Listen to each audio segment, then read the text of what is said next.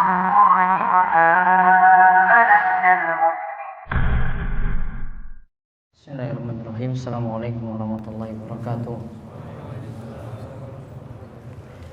Alhamdulillahilladzi arsala rasulahu bil huda wa dinil haqq liyudhhirahu 'ala dini kulli wa kafa billahi shahida.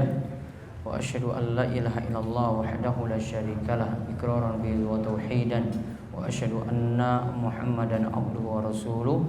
Allahumma shalli ala nabiyyina Muhammad wa ala alihi wa man tabi'ahum bi ihsan ila yaumiddin. Allahumma inna nas'aluka ilman nafi'a wa rizqan thayyiba wa amalan mutaqabbala. Allahumma inna na'udzubika min zawali ni'matik wa tahawuli afiyatik wa fujaati nikmatik wa jami'i sakhatik. Baik, Bapak Ibu para jamaah sekalian, ikhwan fillah wa akhwati fillah rahimani wa rahimakumullah. Kita bersyukur pada Allah atas nikmat dan karunia yang telah Allah anugerahkan pada kita sekalian, sehingga di kesempatan sore hari ini pada maghrib kita kembali akan melanjutkan pembahasan kita dari dua pembahasan. Yang pertama dari kitab Riyadhus Shalihin karya Imam Yahya bin Syarif An-Nawawi, dan yang kedua kita melanjutkan pembahasan fikih Manhajus Salikin dari karya Syekh Abdurrahman bin Nasir As-Sa'di. Baik, kita lihat sekarang bab yang baru dari kitab Riyadhus Shalihin, masih dalam kitab Al-Azkar, bab 247, keutamaan halaqah zikir, yaitu perkumpulan zikir dan ajakan untuk selalu mengikutinya, serta larangan untuk meninggalkannya jika tidak ada uzur. Pertama-tama nantinya disampaikan oleh Imam Nawawi di sini ayat Al-Qur'an. Saya hanya mengkaji untuk kesempatan kali ini ayat Al-Qur'an. Lalu nantinya kita akan lihat pembahasan setelah ini, nanti baru hadis-hadis yang nanti akan disampaikan oleh beliau. Kita lihat berkumpul-kumpul dengan yang rajin zikir. Allah Ta'ala berfirman, wasbir nafsaka ma'al ladzina yad'una rabbahum bil ghadati wal 'ashiyyi yuriduna wajha wa la ta'du 'ainaka 'anhum. Sampai di situ ayat yang dinukil oleh Imam Nawawi, yaitu dalam surat Al-Kahfi ayat ke-28. Dan bersabarlah kamu bersama-sama dengan orang yang menyuruh Rabb-nya di pagi dan senja hari dengan mengharap keridhaannya, yaitu keridhaan Allah, dan janganlah kedua matamu berpaling dari mereka. Ini satu dalil yang kita bahas kali ini untuk menunjukkan judul bab di atas tentang keutamaan halaqah zikir, karena dalamnya itu berkumpul orang-orang yang berzikir kepada Allah.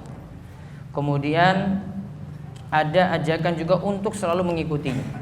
Nah, kita akan lihat penjelasan ayat, nanti ada penjelasan saking Ibnu Katsir dan juga nanti dari penjelasan Syekh Mustafa Al-Adawi. Lalu ada manfaat berteman dengan orang soleh, karena majelis zikir adalah majelis orang soleh. Di situ berkumpulnya orang-orang yang baik. Apa saja keutamaannya nanti kita akan lihat. Monggo dibaca penjelasan ayat. Penjelasan ayat. Ibnu Katsir rahimahullah berkata, duduklah bersama dengan mereka yang berzikir kepada Allah. Mereka bertahlil, bertahmid, bertasbih, bertakbir dan berdoa kepadanya pagi dan petang. Kumpullah dengan mereka, baik mereka itu fakir, kaya, kuat atau lemah. Disebutkan bahwa ayat ini diturunkan kepada orang-orang terhormat dari kalangan Quraisy, di mana mereka minta kepada Nabi SAW untuk duduk bersama mereka seorang diri, dan tidak duduk-duduk bersama dengan orang-orang lemah dari kalangan sahabat seperti Bilal, Ammar, Suhaib, Khabab dan Ibnu Mas'ud. Untuk mereka kaum lemah tadi buatlah majelis sendiri. Allah pun melarang beliau SAW, dan Allah berfirman, wala tatrudil ladzina yad'una rabbahum bil ghadati wal 'ashiyyi, dan janganlah kamu mengusir orang-orang yang menyeru Rabb-nya di pagi dan petang hari. Di bawahnya lagi Allah memerintahkan kepada beliau untuk duduk bersama mereka yang rajin berzikir dari kalangan du'afa atau kaum lemah, dengan firman-Nya yang artinya, dan bersabarlah kamu bersama-sama dengan orang-orang yang menyeru Rabb-nya di pagi dan senja hari. Baik, kita lihat di sini Dari ayat Al-Kahfi ayat 28, Imam Ibnu Katsir mengatakan dalam kitabnya Tafsir Al-Quran Al-Azim, disuruh duduk bersama dengan mereka yang berzikir kepada Allah, di mana yang berzikir tadi itu bertahlil. Bertahlil berarti mengucapkan la ilaha illallah. Lalu bertahmid berarti mengucapkan tahmid alhamdulillah. Bertasbih mengucapkan subhanallah. Bertakbir mengucapkan Allahu akbar. Dan mereka itu berdoa kepadanya pagi dan petang. Lalu di sini disuruh kalau ingin berkumpul jangan pilih-pilih kelompok, cuma kumpul dengan yang kaya-kaya saja. Namun disuruh di sini berbaur, kumpullah dengan yang fakir, yang kaya, yang kuat, yang qawi, yang kuat atau yang lemah. Disebutkan bahwa ini diturunkan kepada, ceritanya ayat ini diturunkan kepada orang-orang terhormat dari kalangan Quraisy, di mana mereka pernah minta pada Nabi SAW, tolong buat kami majelis sendiri.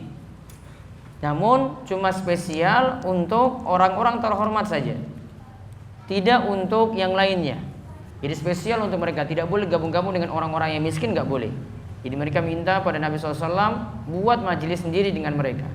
Kemudian jangan gabung dengan sahabat-sahabat seperti Bilal, Ammar, Suhaib, Khabab dan Ibnu Mas'ud. Kemudian diperintahkan di sini Allah tegur Nabi SAW, jangan turuti itu. Lalu ditegur lagi dengan ayat Al-An'am ayat 52, wala tatrudil ladzina yad'una rabbahum bil ghadati wal isyi. Dan janganlah kamu mengusir orang-orang yang menyuruh Rabbnya di pagi dan petang hari, walaupun dia itu miskin seperti Bilal dan kawan-kawannya tadi. Jadi tetap bergaul juga dengan orang miskin. Buat majelis jangan pilih-pilih. Ya, namun masukkan juga di situ orang-orang yang lemah, orang-orang yang butuh ilmu, orang-orang yang kurang dalam hal harta, dimasukkan juga dalam kelompok tersebut. Yang jelas disuruh untuk membuat majelis yang penuh kebaikan di dalamnya. Jangan dispesialkan pada orang-orang khusus saja, namun buka lagi untuk orang-orang yang memang butuh ilmu dari kalangan miskin untuk bisa juga mengikutinya. Allah merintahkan kepada beliau untuk duduk bersama mereka yang rajin berzikir dari kalangan du'afa malahan yang tadi, yaitu ada Bilal, Ibnu Mas'ud.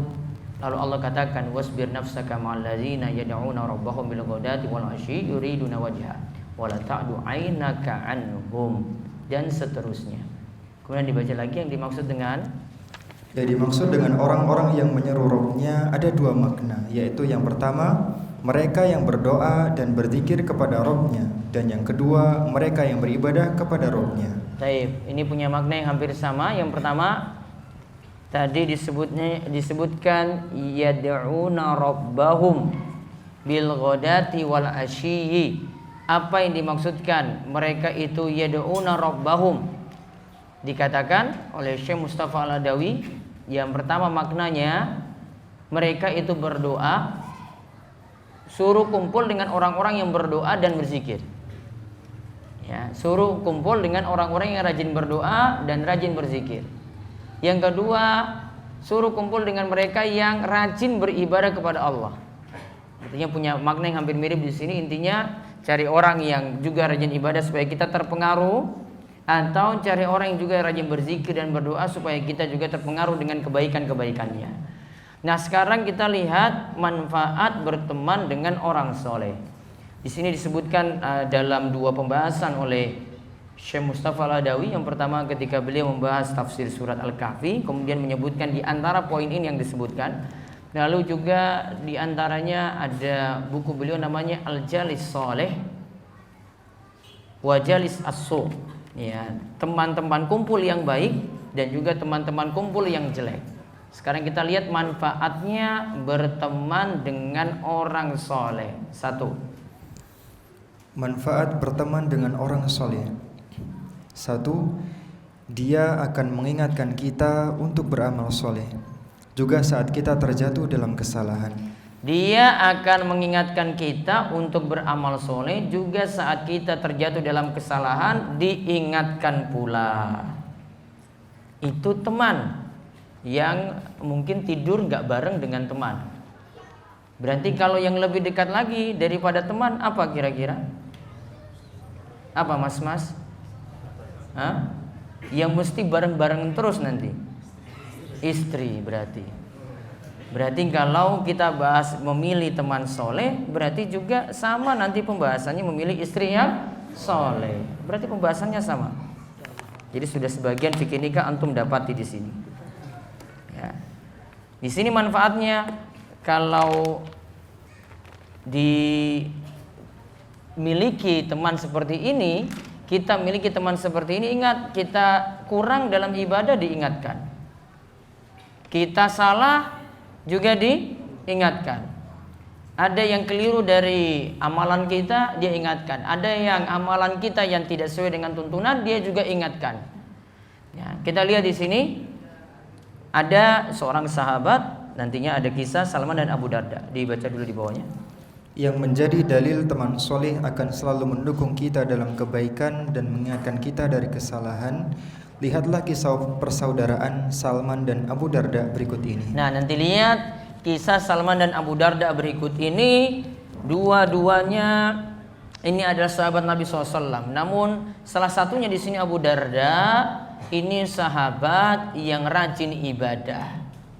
Ibadahnya bagaimana? Lihat nanti bagaimana kisah dia dengan Salman. Ingat, Salman dan Abu Darda dipersaudarakan. Ya, dan biasa Nabi SAW mempersaudarakan kaum Muhajirin dan Ansor, walaupun itu tidak satu darah, namun mereka dipersaudarakan seperti saudara. Ya, lalu kita lihat dari Abu Juhaifah. Dari Abu Juhaifah, Wahab bin Abdullah berkata, Nabi SAW pernah mempersaudarakan antara Salman dan Abu Darda.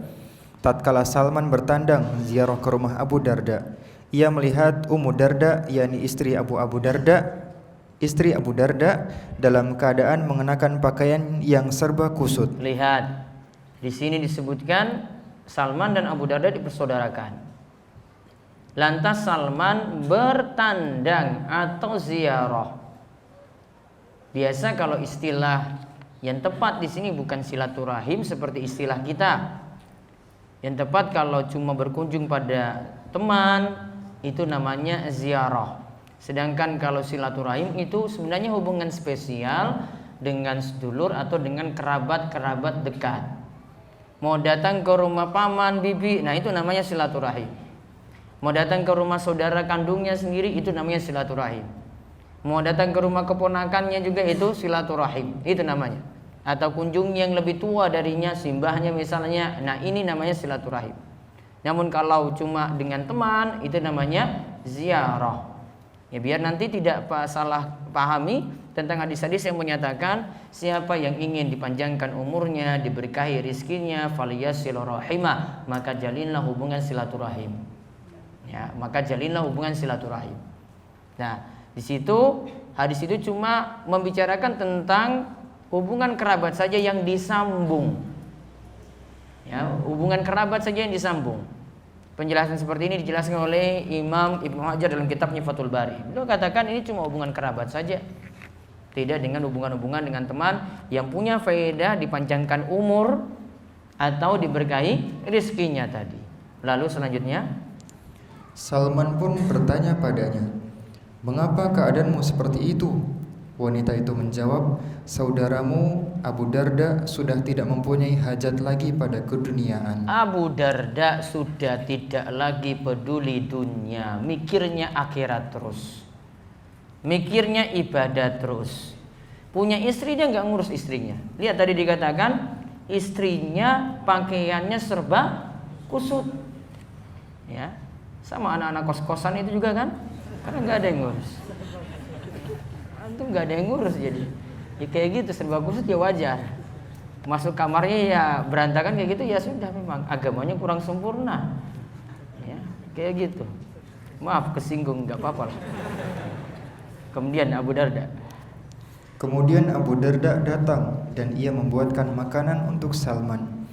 Setelah selesai, Abu Darda berkata kepada Salman, "Makanlah karena saya sedang berpuasa." Salman menjawab, "Saya tidak akan makan sebelum engkau pun makan." Abu Darda pun makan. Pada malam harinya, Abu Darda bangun untuk mengerjakan sholat malam. Salman pun berkata padanya, tidurlah.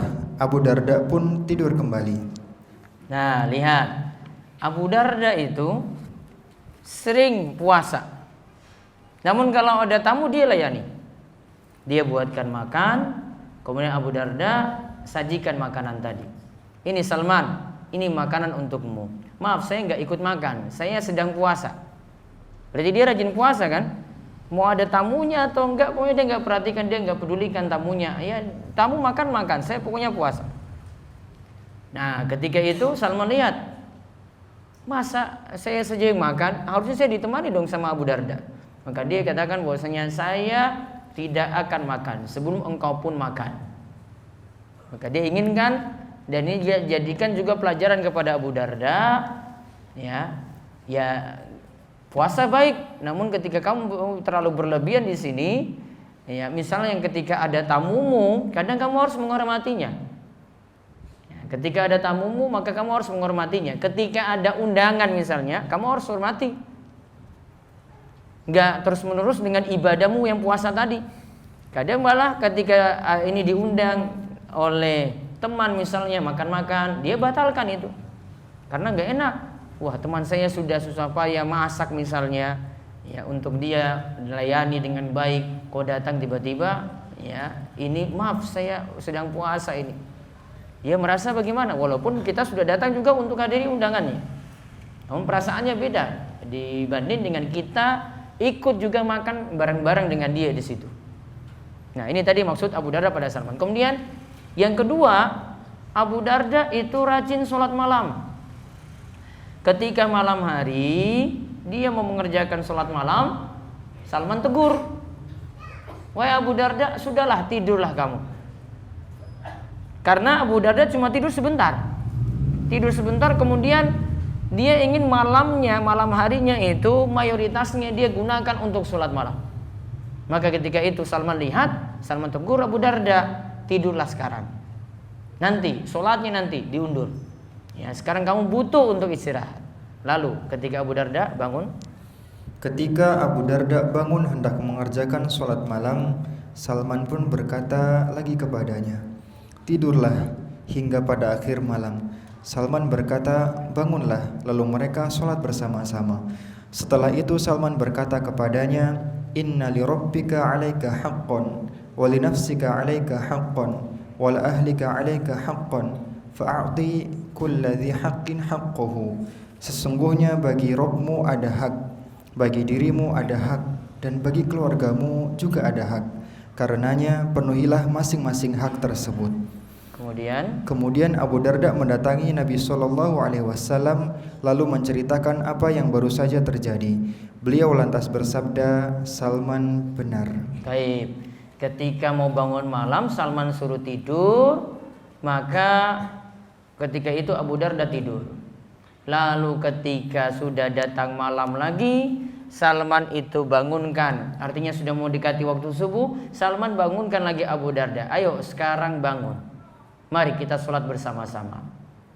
Nah, setelah itu Salman berkata, kenapa sampai sikapnya tadi dia suruh Abu Darda untuk makan bareng-bareng dengannya? Ditambah lagi Salman menyuruh Abu Darda untuk tidur dulu. Nah, beliau katakan kepada Abu Darda saudaranya seperti ini, inna li rabbika alaika haqqan. Memang betul engkau punya hak, kewajiban yang mesti ditunaikan pada Rabbmu. Artinya kamu silakan untuk ibadah. Wali nafsika alaika haqqan. Namun ingat, dirimu juga punya hak. Artinya harus perhatikan juga diri sendiri. Ya, diri sendiri juga diperhatikan. Kalau waktunya istirahat, butuh istirahat. Kemudian wali ahlika alaika haqqan. Keluargamu yaitu istrimu juga butuh perhatian.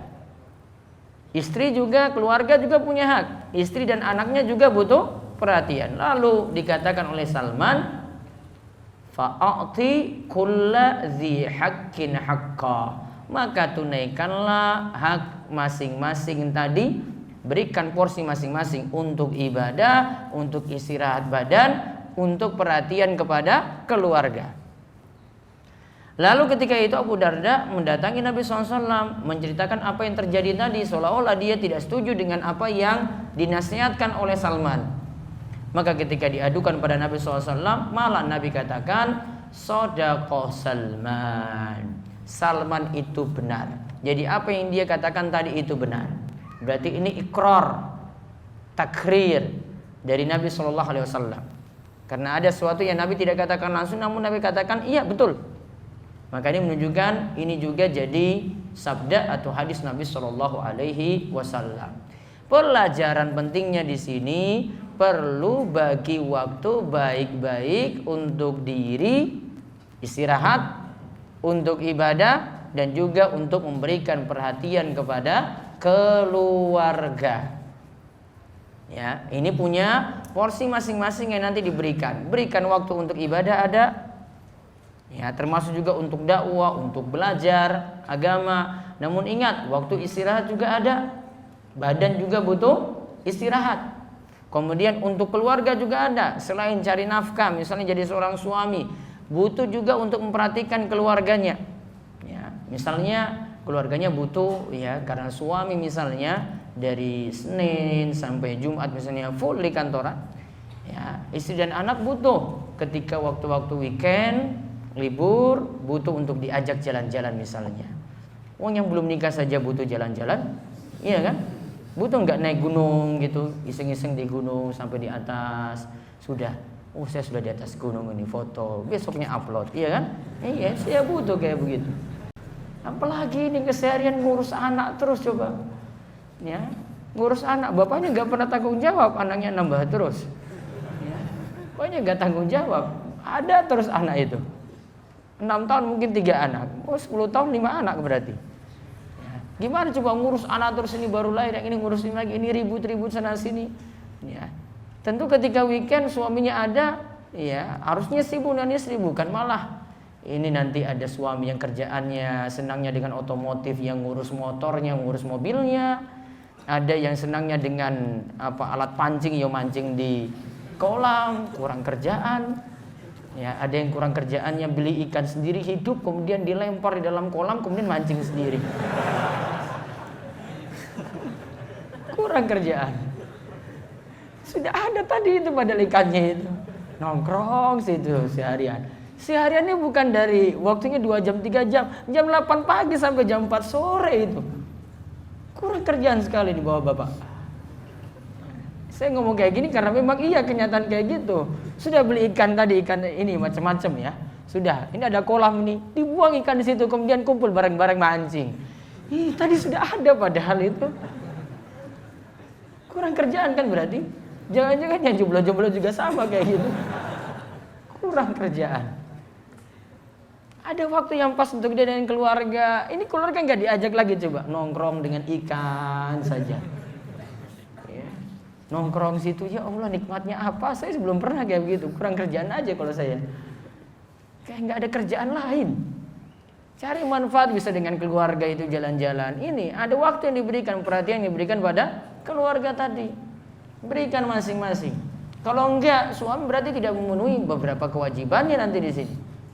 Yang tadi lihat Abu Darda saja tidak peduli pada istrinya. Istrinya bajunya kusut, coba lihat. Nggak dipedulikan sama sekali berarti. Dari tentang bajunya ingin diganti dengan yang baru, atau keadaannya itu disetrika atau enggak, dia nggak ambil peduli. Pokoknya keadaannya istrinya kayak gitu. Saya pokoknya maunya, ya Abu Darda berarti maunya, saya pokoknya ibadah saja. Kamu ngurus dirimu sendiri di rumah. Berarti seperti itu maksud Abu Darda. Ditegur tadi oleh Salman. Enggak kayak gitu.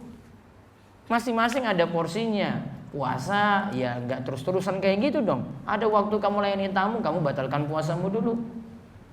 Ya, ada waktu untuk istirahat malam. Memang waktunya untuk ibadah nanti ada. Ya, kalau badanmu butuh istirahat dulu. Istrimu butuh perhatian juga di malam hari, layani istri dulu. Seperti itu. Ya, masing-masing diberikan porsinya tadi.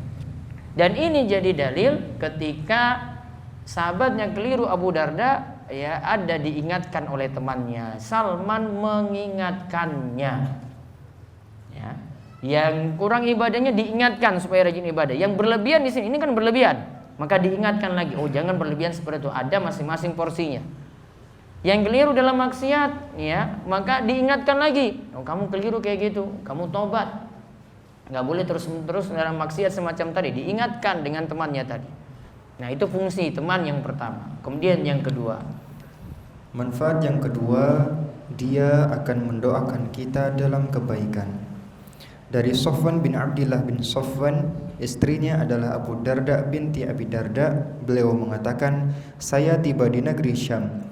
Kemudian saya bertemu dengan Ummu Ad-Darda, ibu mertua Sofwan, di rumah. Namun saya tidak bertemu dengan Abu Darda, bapak mertua Sofwan.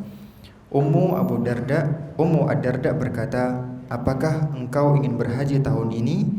Saya, yakni Sofwan, berkata, iya. Taib, yang tadi di awal dari Sofwan bin Abdillah bin Sofwan, istrinya adalah istrinya Ad-Darda binti Abi Darda. Terus seterusnya, lalu Ummu Darda itu ibu mertuanya. Ya, Ummu Darda itu ibu mertua Sofwan. Nah, lalu itu dia tanya, apakah engkau ingin berhaji tahun ini? Saya Sofwan berkata, iya. Nah, sekarang lihat di bawahnya, Ummu Darda pun mengatakan, kalau begitu doakanlah kebaikan kepada kami, karena Nabi SAW pernah bersabda, da'watul mar'il muslimi li akhihi bi dhuhril ghaibi mustajabatun 'inda ra'sihi malakun muwakkalun kullama da'a li akhihi bi khairin qala al malakul muwakkalu bihi amin wa laka bimithlin. Sesungguhnya doa seorang muslim kepada saudaranya pada saat saudaranya tidak mengetahuinya adalah doa yang mustajab atau terkabulkan. Di sisi orang yang akan mendoakan saudaranya ini ada malaikat yang bertugas mengaminkan doanya. Tatkala dia mendoakan saudaranya dengan kebaikan, malaikat tersebut akan berkata, amin. Engkau akan mendapatkan semisal dengan saudaramu tadi. Sofwan pun mengatakan, saya bertemu Abu Darda di pasar. Lalu Abu Darda mengatakan sebagaimana istrinya tadi. Abu Darda mengatakan bahwa dia menukilnya dari Nabi SAW. Taib, Ummu Darda ketika itu minta kepada Sofwan, jangan lupa kalau kamu itu berhaji, doakan kami. Berarti kalau dari teman dia yang baik, selain ini kan hubungan mertua dan mantunya.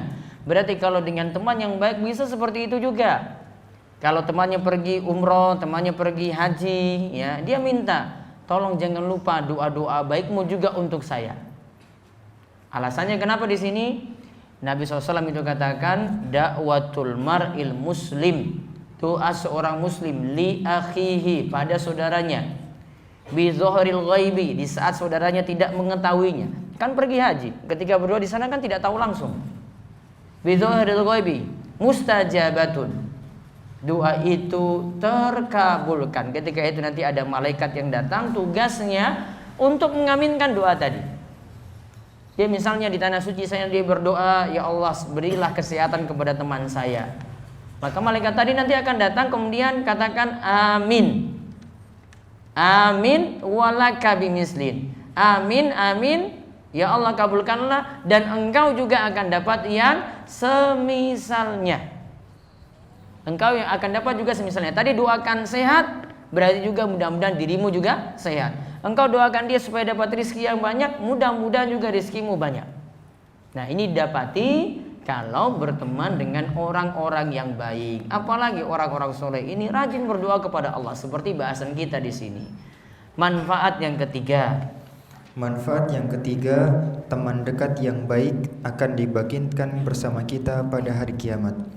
Dari Abu Musa radhiyallahu anhu, ia berkata, qila lin Nabi sallallahu alaihi wasallam, ar-rajulu yuhibbul qauma wa lamma yalhaqu bihim qal al-mar'u ma'a man ahabba. Ada yang berkata kepada Nabi SAW, ada seseorang yang mencintai suatu kaum, namun ia tak pernah berjumpa dengan mereka. Nabi SAW lantas bersabda, setiap orang akan dikumpulkan bersama orang yang ia cintai. Setiap orang akan dikumpulkan bersama orang yang ia cintai. Kalau dia berteman dengan orang-orang soleh, berarti akan dikumpulkan juga bersama dengan mereka pada hari kiamat. Kalau dia itu berteman dengan orang-orang yang jelek, ahli maksiat, sama juga nanti itu akan jadi temannya pada hari kiamat kelak. Nah, ini menunjukkan manfaat berteman dengan orang soleh tadi. Dan ini tadi saya singgung, lebih-lebih nantinya yang jadi teman keseharian, yaitu pasangan hidup, yaitu istri, juga punya tujuan bahkan lebih lagi daripada ini. Kalau tadi nggak tidur bareng, ya, tadi nggak jalan bareng. Kalau ini ada kewajiban yang dipenuhi, ada kewajiban masing-masing sebagai suami istri nanti dipenuhi, ya. Dan ini semua berbuah pahala, ya, semuanya berbuah pahala. Sehingga tentu lebih diperhatikan lagi untuk memilih pasangan, bukan hanya sekedar memilih teman tadi. Kalau teman dia nggak ketemu setiap hari, mungkin waktu tertentu dia bertemu. Namun kalau dengan ini pasangan hidupnya, dia butuh untuk ditemani dan diingatkan. Ya, ketika salah ada yang ingatkan, ketika malas-malas untuk sholat ada yang bangunkan juga. Ya, sehingga bisa istiqomah dengan mendapatkan pasangan yang baik tadi. Wallahu a'lam bishawab. Demikian yang kita bahas untuk kesempatan malam hari ini. Pengumuman yang terakhir, insyaallah hari Ahad besok jam 8 sampai selesai. Nantinya ada pengawasan atau pengajian di sini membahas tentang masalah rizki dan jodoh. Bagi yang hadir itu silahkan. Demikian kita cukupkan. Kita tutup dengan doa kafaratul majlis. Subhanakallahumma bihamdika asyhadu alla ilaha illa anta astaghfiruka wa atubu ilaik. Assalamualaikum warahmatullahi wabarakatuh.